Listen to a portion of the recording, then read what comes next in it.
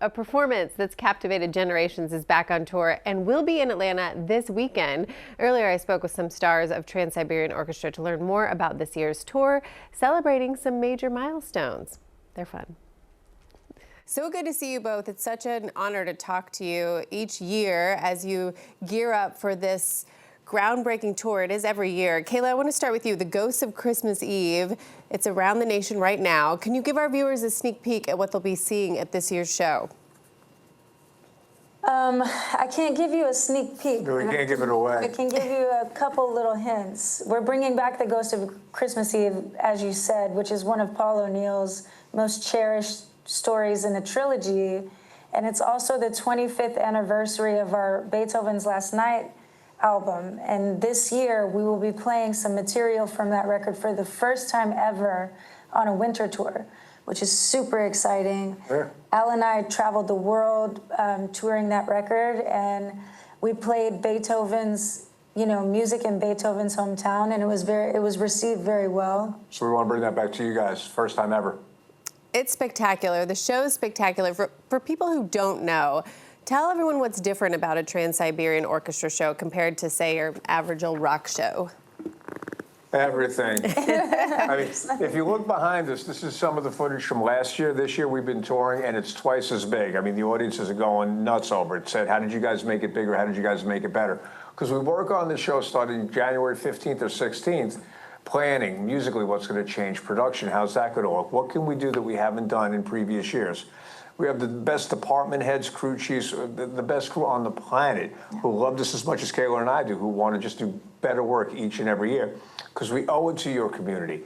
There's a bunch of people in your town that have been seeing us year after year that we consider, we call them the repeat offenders, okay? We owe them a bigger show. We owe ourselves the opportunity to do Paul O'Neill proud and to make the Trans-Siberian Orchestra bigger than it was last year. And so far, so good this year. You reinvent yourselves every time, truly a bigger and better show. And I also know that TSO does a lot to give back to the community. Talk about that. It all goes back to Paul O'Neill and the O'Neill family. From day one, Paul really wanted to make a positive impact on the world, and he didn't just talk about it. He got up and he actually made it happen. So from the very first show, $1 from every ticket sold has gone back to local charities in every community that we come through. And I think we just passed at 21 million tickets sold. So if you do the math, Paul has really been able to make a profound impact throughout these communities, and it's an honor and a legacy that we're going to continue to carry out. I love all types of music, so this clearly, I'm such a big fan. But why do you think TSO resonates with so many people? Maybe that people wouldn't normally come to an orchestra show or a rock show. Why do you think it draws so many of us in?